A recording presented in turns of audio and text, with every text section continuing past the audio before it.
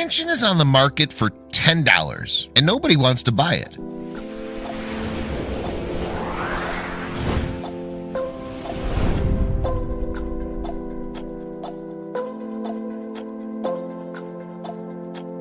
Only a few of us will ever have the privilege of owning a mansion. It's fun to picture ourselves lounging by a huge pool or in a movie theater that happens to be in the basement. That being said, what would you do if a multi-million-dollar home was on the market for less than $20? A 111-year-old mansion in New Jersey has been put on the market for $10. The only thing is that there is one gigantic catch. It's beyond hard to find a reasonably priced house in the New York metropolitan area. According to recent Zillow listings, the median price of homes currently listed in the area is $342,000. It's not exactly pocket change for most people. So when a gorgeous mansion went on the market for $10, people flocked to the open house. Weirdly, no one made an offer on the suburban monstrosity. You won't believe the reason: the mansion never had a buyer. The 111-year-old colonial-style mansion is located in the suburban town of Montclair, New Jersey. It's the ideal location for any family looking for their forever home. The area is surrounded by great schools, country clubs, shops, and restaurants, and not to mention it's all very green. The mansion is even located on a road called Pleasant Avenue. If that's not a selling point, we're not sure what is. The Essex County Township of Montclair boasts a population of 37,669 people. That's a perfect number if you're not too much of a city person, but you don't want to live in a tiny suburban bubble. Not to mention that Manhattan is a short 45-minute car ride away. So why aren't people jumping at the opportunity to live so close to the city and yet still be able to come home to a quiet town? Keep watching to find out.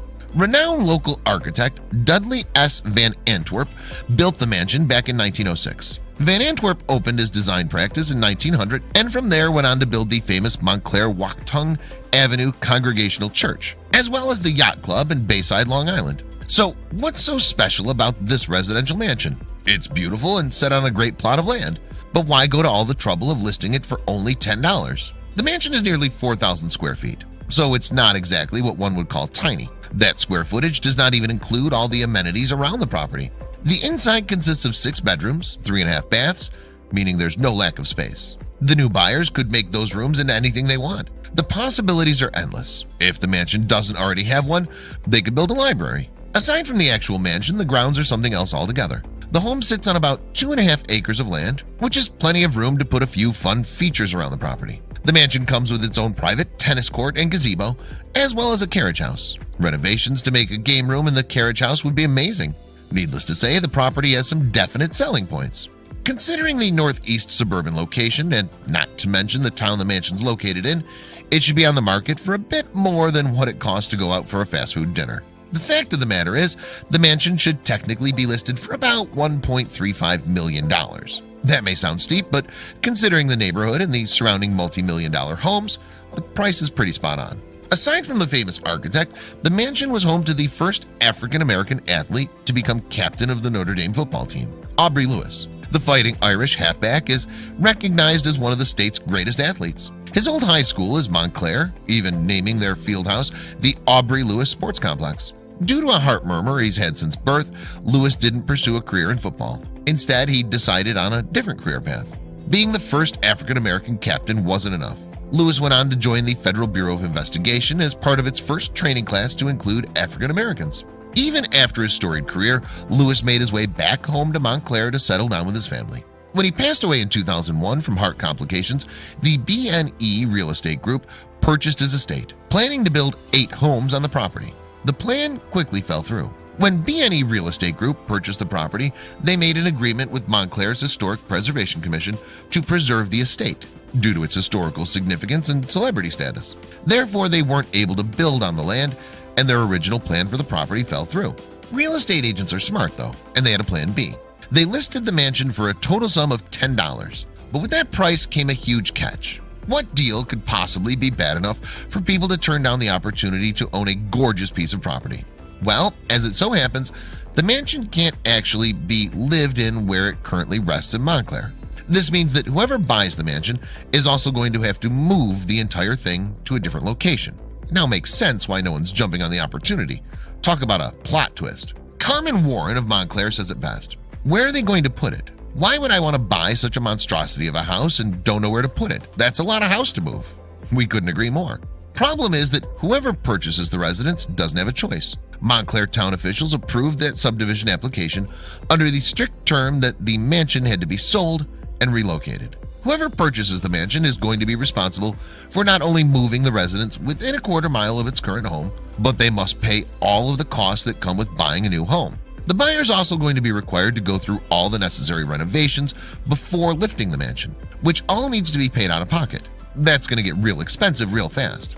Due to the old age of the mansion, the seller is offering $10,000 to help with any renovations that need to be made throughout the property. That's a generous offer at first glance, but when you think about all the necessary repairs on top of the relocation, the cost is going to be astronomical. The total effort is estimated to cost around $200,000, which is still less than what the mansion's worth, but it's a great deal of money. Not including the moving cost, the buyer will have to do lead paint and asbestos checks. Considering the age of the mansion, they're very real concerns. Lorena White, a real estate agent from Prominent Properties Sotheby's International Realty, said, "In addition to moving it, the cost of any kinds of repairs and renovations require that it be done to historic guidelines. That tends to be expensive. Whoever buys this home has got to be the world's biggest history buff. Pretending there was no price involved and no renovations to be made, how on earth do you even start moving a house this size? There are definitely going to be some mailbox casualties, not to mention tree branches are going to be falling down left and right. As odd as it sounds, picking up and moving an entire house is not exactly unheard of, and in some cases can be financially beneficial to the owners. In 2007, Julie and Randy Olson of Brook Park, Minnesota uprooted their entire home after the value suddenly plummeted and they couldn't secure a loan to build a new one. Luckily, one of their friends was selling their home for $1, and we thought $10 was cheap, to help a future wildlife reserve. The Olsons bought the property and had their Brook Park home moved for $22,000, a fraction of what the property was worth. If the Olson story is any indication, relocating a house is possible and can be made financially beneficial if you go about it in a smart way. In some cases, it actually might be a sensible thing to do. Not to mention that once it's relocated, you're not going to have to worry about those costs ever again. Maybe a fix here and there, but nothing like the initial cost of renovations and uprooting an entire home. Just think about it. If you have the money, you can have this gorgeous mansion valued at $1.35 million, as well as a little piece of American history. All of it at a startlingly low price nonetheless. Big picture, a beautiful home, great suburban location, a nice story to tell friends at any gathering, and a whole lot of room to entertain.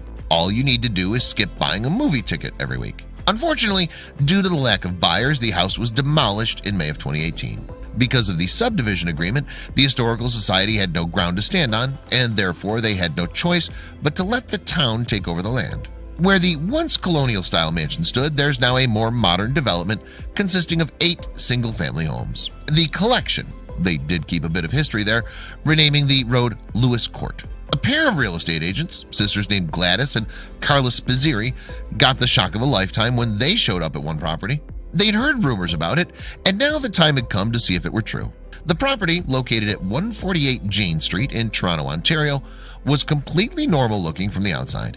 Neighbors said that not many people had been inside to see the residence at 148 Jane Street. The same family lived there for as long as anybody could remember. No one thought much about the place until a day came when the real estate agents received an unusual call about the house. Veterans in the real estate industry, Gladys and Carlos knew the housing market like the back of their hands. They thought they'd seen it all. And on this particular day, no different than any other day at work, they weren't expecting anything to surprise them. But that was all about to change as the office phone suddenly rang.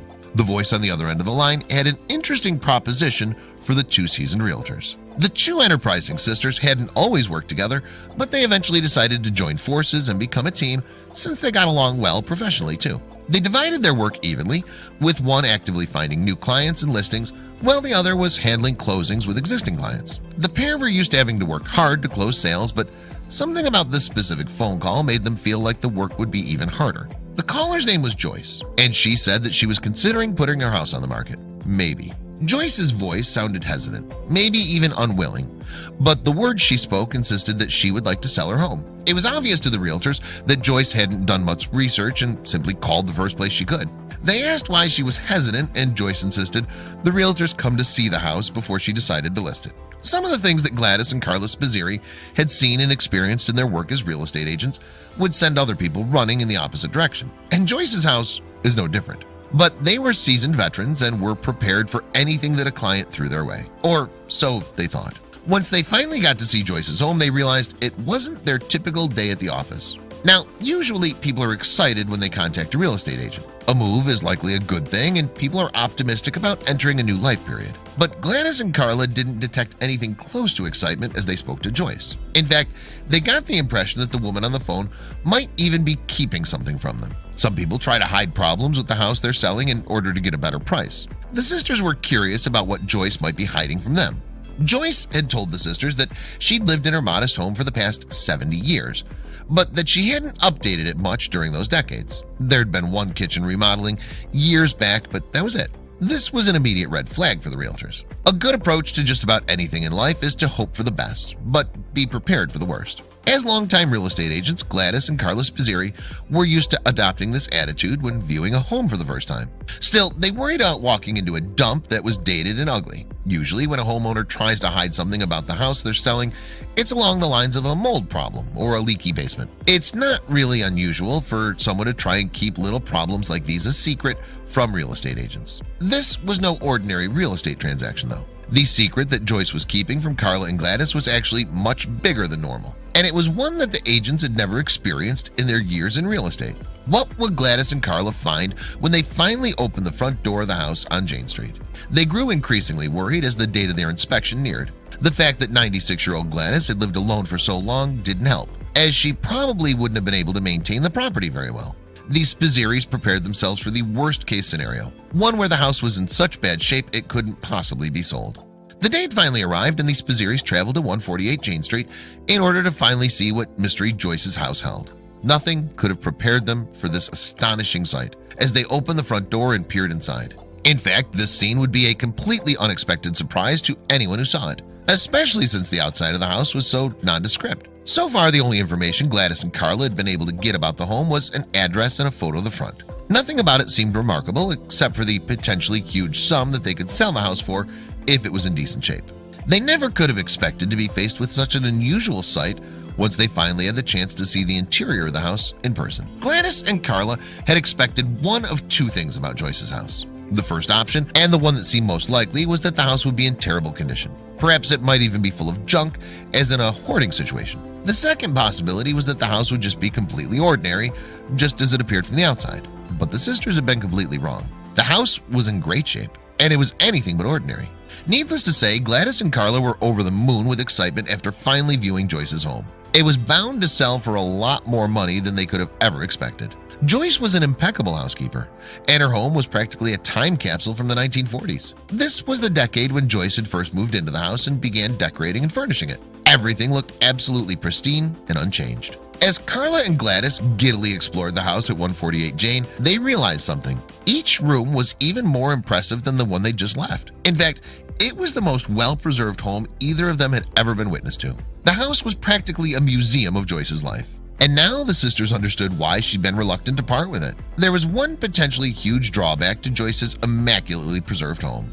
She decorated the house in a very feminine style, with plenty of pink and purple color splashes, as well as silky and lacy fabrics. The house was definitely not a style that would appeal to a majority of men. What were the real estate agents to do? It would cost a fortune to redecorate the entire home and cut deeply into the sales profit. After seeing room after room of pinks and purples, Gladys and Carla were about to be stunned again as they entered the basement. Lo and behold, Joyce's stunning home had a man cave down in the basement. This space was probably her husband's escape from the frilliness of the rest of the home. It featured wood paneling, a wet bar, and neutral furniture. Surely Joyce's husband must have enjoyed hours spent down in this spectacular and masculine area. You might expect this house to have a spectacular backyard, maybe a secret garden of sorts. Not so.